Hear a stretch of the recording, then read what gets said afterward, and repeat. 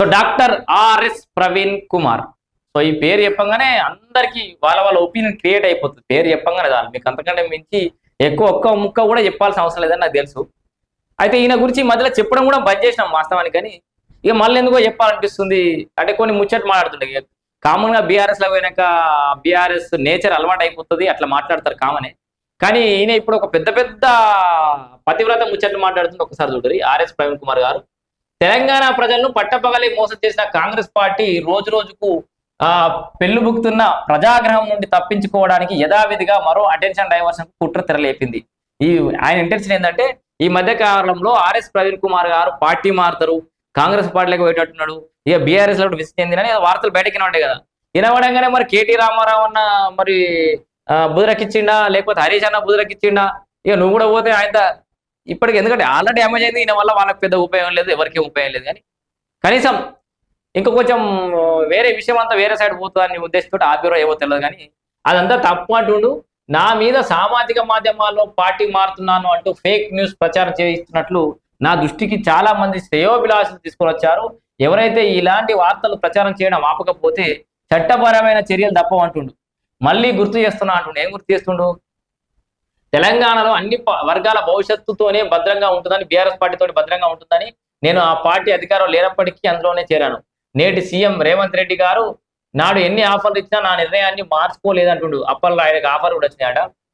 ఆయన చివరి ఒక మాట చెప్పిండు. ఈ మాటతోటి నేను ఈ వార్త మొత్తం చెప్పడానికి కారణం ఏంటంటే, ఇప్పటికే తెలంగాణ చాలా నష్టపోయింది, తప్పుడు నిర్ణయాలు తీసుకుంటే కొన్ని తరాలే నాశనం అయితే అని చెప్పేసి సుధపూస ముచ్చట చెప్తుండే ఆర్ఎస్ ప్రవీణ్ కుమార్ గారు. నువ్వు తీసుకున్న నిర్ణయం ద్వారా ఇప్పుడు నీ తప్పుడు నిర్ణయం తీసుకున్నట్ట తరాలు నాశనం అయితే అంటుండు. అయ్యా ఆర్ఎస్ ప్రవీణ్ కుమార్ గారు, మీరు తీసుకున్న నిర్ణయం వల్ల ఎన్ని తరాలు నాశనమైనాయో మీకు తెలుసా? ఎంతో భవిష్యత్తున్న భావి భారత పౌరులు, యువకులు, యువరక్తం రాజకీయాల్లోకి రావాలి. చలో ఆర్ఎస్ ప్రవీణ్ కుమార్ సార్ వచ్చిన ఇన్ని రోజులకోలే మనం అగ్రవర్ణాల చేతుల అణచివేతకు గురైనం. మన బహుజనులకు ఒక గొంతుకొచ్చింది, బహుజనులకు బలం వచ్చింది, ఏనుగంత బలం వచ్చింది. మన ఆర్ఎస్ ప్రవీణ్ కుమార్ గారి ఉద్యోగాన్ని తృణప్రాయంగా వదిలేసి మన కోసం జనం బాట పట్టిందని చెప్పేసి ఎంతో మంది యువకులు డిగ్రీలు వదిలేసి, ఎంబీఏలు, ఎంసీఏలు వదిలేసి నీ ఎంబడ పాదయాత్ర చేశారు, నీకోసం పాటలు కట్టిరు, కాలి గజ్జ కట్టిరు, డప్పు కొట్టిరు, ఎడిటింగ్ చేసి పిల్లలకి ఫ్రీగా చేసిరు నీకోసం ఎడిటింగ్. నేను చెప్తున్నా, అందరి కోసమై బహుజన జెండా ఎత్తుకుని మా ఆర్ఎస్ ప్రవీణ్ కుమార్ సార్ అనుకున్నారు. కానీ ఏం చేసినావు? ఎంతమందికి దోకా ఇచ్చినావు? ఒక బహుజన వర్గాన్ని, దళిత బిడ్డలందరినీ, దళిత బహుజనులందరి ఆశల మీద నీళ్లు తల్లి నువ్వు నడమట్ల నాగలు ఇడిచిపెట్టిపోయింది నువ్వు కాదు. ఎన్ని తరాలు నష్టమేని ఇంకొక వ్యక్తిని నమ్మకుండా, ఒక బహుజన వాదమే ఎత్తుకొని వచ్చే ఇంకే వ్యక్తిని కూడా నమ్మకుండా చేసింది నువ్వే కదా భవిష్యత్తులో. అరే బిడ్డ, ఇంత నమ్మిన నయనే మోసం చేసినా ఇక తర్వాత ఇంకేమని నమ్ముతారు అని భవిష్యత్తులో దళిత బహుజన అనగారిన వర్గాలు ఎవరు కూడా రాజకీయంగా ముందుకు రాకుండా, ఎవరైనా ముందుకు వద్దామన్న అభద్రతా భావంతో, నేను ముందుకు వస్తానని జనాలు నమ్ముతారో నమ్మరు. ఆర్ఎస్ ప్రవీణ్ కుమార్ ఒక ఎగ్జాంపుల్ సెట్ చేసిపోయాని ఒక అభద్రతా భావంతో వెనక పడిపోయేటట్టు చేసింది నువ్వు కాదు. ఇవాళ నీ వల్లనే కదా తెలంగాణ దళిత బిడ్డలంతా కూడా ఈ రాజకీయాల్లో వెనుకబడిపోవడానికి కారణం. ఎంతమంది వాళ్ళ జీవితాల్ని త్యాగం చేసేసారు మీకోసం, వాళ్ళ కళల్ని నీకోసం దారపోసారు. నువ్వేం చేసినావు? ఏనుగు మీ ఉత్తరాన్ని కూడా పోయి కారెక్కిపోతివి, దొరా దొరా దొరా అంటివి, దొరదొడ్లక వయసు దొరుకుతివి. ఆనాడు చచ్చిపోయినావు నువ్వు. బహుజనుల గుండెల్లో, బహుజనుల వీళ్ళ మనసులో నువ్వు ఎన్నడో చచ్చిపోయినావు. ఆర్ఎస్ ప్రవీణ్ కుమార్ అనేట ఆయన లేడు వాళ్ళ దృష్టిలో. నువ్వు ఎన్ని పాటలన్నమాడు, ఆ కింద పడి బొర్రు సిరిపూర్ కాగజ్ నగర్కి వెళ్ళి ఆడక హైదరాబాద్ దాకా నువ్వు బీఆర్ఎస్ పార్టీ భవన్ దాకా పండి బొరినా, ముక్కు నేలకు రాసుకుంటా పోయినా, తెలంగాణ ఎవరు చూపం దాకా నిన్ను ఎమ్మెల్యేగా ఎవ్వరు గెలిపారు. నీకు ఆ విషయం తెలుసు.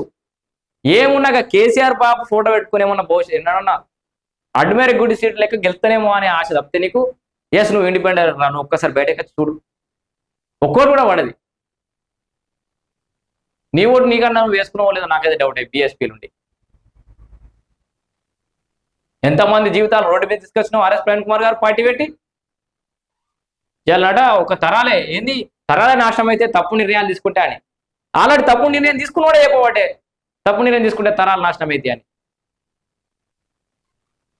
ఎవరి నమ్మకాన్ని నిలబెట్టినావు నువ్వు? ఇవాళ ఇగో గిదే నీ డబుల్ బెడ్రూమ్ కేసీఆర్ అని గుండుకు మన నెత్తికి తాకితే ఒక పేదో నీళ్ళకి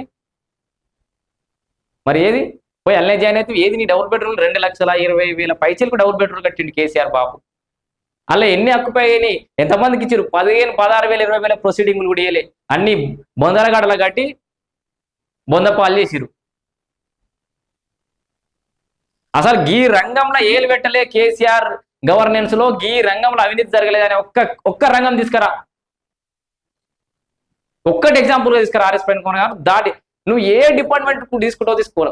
చిన్న అంగన్వాడీలో మొదలుపెట్టి నువ్వు ఎక్కడ దాకా నవ్వా ఒక్క దాంట్లో అవినీతి జరగలేదని తీసుకొని రా. దాంట్లో ఏం అవినీతి జరిగిందో నీ దగ్గర నేను ఫైల్స్ పెట్టు.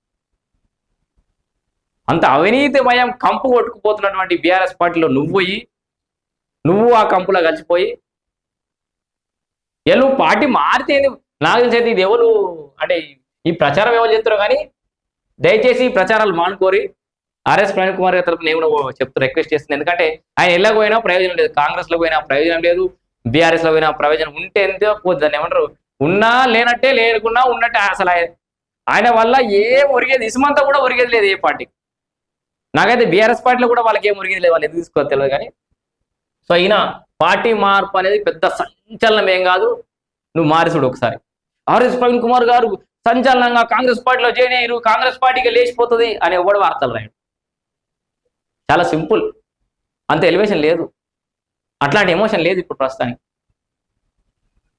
ఇది ఆర్ఎస్ ప్రవీణ్ కుమార్ గారట ఇక మొత్తం తరాల గురించి మాట్లాడుతుండు. నేను మాట్లాడింది కరెక్టో కాదో మీరే కామెంట్ రూపంలో తెలియజేయండి.